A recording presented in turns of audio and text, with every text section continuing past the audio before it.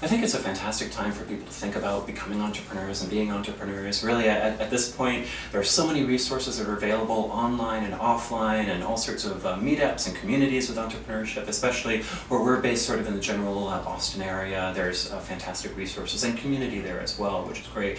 Some of the first pieces of advice certainly would be to think about your own strengths of what kind of field are you most comfortable with, where do you see yourself personally being most satisfied, and then probably right after that thinking about your target persona, that is, who do you really want to personally help and what kind of characteristics do they have, what kind of challenges do they have, how are they experiencing their world, and how would your product or service be able to directly tie in with meeting that and being able to really help improve their quality of life and experience. And so those would be some of the initial pieces of advice, and then what's fantastic is that everything becomes so multifaceted. There are so many different elements to be thinking about in terms of building the team as a whole other element of entrepreneurship, and having the right people with you and ensuring that they have the right characteristics and the right qualities that will help lead the organization forward.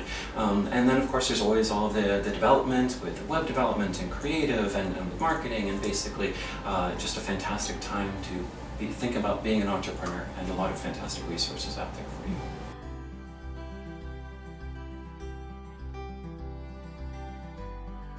Even within the context of a larger corporation, larger organization, I've been involved, for example, with research firms and with marketing agencies and a number of larger companies of that nature. There's such a fantastic opportunity to be very entrepreneurial and what's very often called intrapreneurial in that particular context, in large part because even within a large organization, very often you're working with a small team and you're starting new initiatives, and sometimes you're reconceptualizing what the company can be and what it should be about and what its products and services are. I think part of what's a wonderful opportunity has also become a necessity, that is the ability, because of technology and resources and flexibility around teams, the need for organizations to be very flexible and very responsive to changing market demands. And so in the context of a large organization, you have all of that opportunity to work with your team in that particular context in order to launch new products and services, in order to really reconsider what some of those processes are. In the process of bringing on some new team members myself, I've always considered, this is a fantastic time of year actually, because at the moment we're at the beginning of a new year, and I was like, this is a great opportunity to rethink about how we can continue to deliver fantastic service and quality for people within the organization and outside of the organization.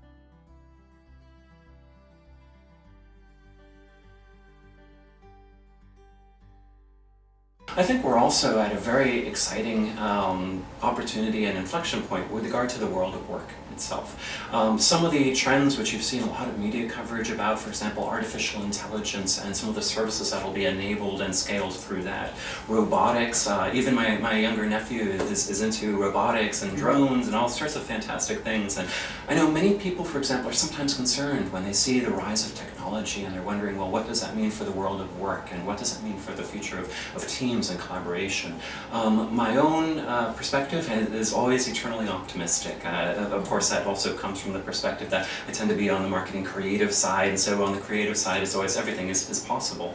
And what I like to think is that the technology is a huge opportunity for empowerment and a huge opportunity for growing collaboration.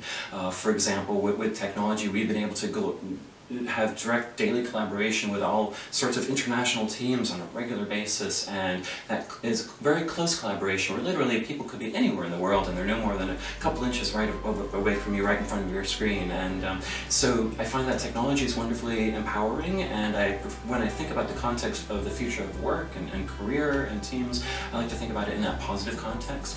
I do think that as artificial intelligence comes around, robotics comes around, there will be, as have been reported in many major media, significant disruptions, if you will. Disruptions can also be opportunities, but I like to think about those as being opportunities to reconsider what people are doing on a daily basis. I certainly think that with this technology, more and more people will be thinking about entrepreneurship and how they can bring together these resources in order to provide services for people all around the world.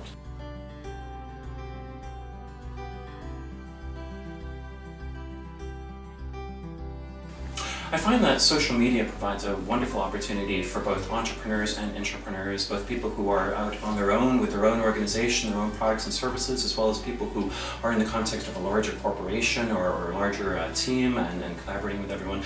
Part of what's really fantastic about social media is it brings together the human connection. And I think that's so important to remember, is that people connect with people. I remember that there's some of the team members who I've had in the past, and they mentioned, how many people think that we have a contract with a particular organization. Like, you never have a contract with an organization, you have a contract with a person. You have a connection with a person. And social media helps to make that reality in place. And so I think when it comes to social media messaging, keeping it very human, keeping it very real is so very important. I think this also ties in with one of the great differentiators of organizations and products and services, is that sense of mission and purpose, and tying it in with what's sometimes called corporate social responsibility, CSR. And that's now become so realized that so many teams are understanding the critical importance of having that sense of mission and purpose. And social media is a wonderful way of sharing those stories, those narratives about how your sense of purpose, your sense of mission, the products and services that you're providing are really helping to make the world a better place in so many different ways.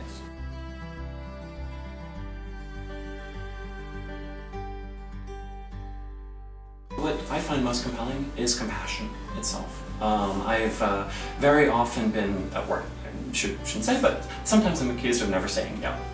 And that's true, it's true. I personally, it's just my personal identifications with compassion. It's with helping people. It's with wanting to help make people's lives better, their experiences better. There's a particular project and somebody brings it over and I'm always like, yes, we can do that. And we'll find a way to be able to make that happen. We'll find a way to be able to make that real for you. And so that's definitely the characteristic that I identify with most, and it's one that I've always found very compelling, very engaging, and it ties in with my whole sense of the connection with the team as well, is because not only do I want to ensure that all the customers and the clients are served very well, but also everyone internally within the organization and of course within the team itself, so that everyone feels happy and fulfilled and satisfied with all of their roles and everything that they're doing as well.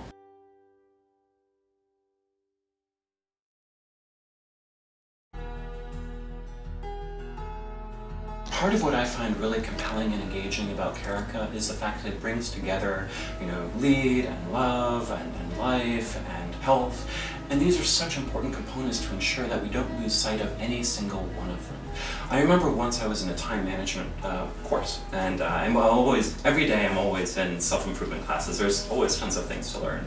And the person who was presenting the time management course was mentioning that it took him 2 divorces before he realized that your life and your love and so forth needs to be as important as your business. That you can't simply say, okay, I'm going to focus on just working all the time. You need a way of being able to bring in this integration and achieve that balance, and I think that's really fantastic. I think it also ties in with an expression which I don't really like very much, which is sometimes you hear people say, well, that's just business.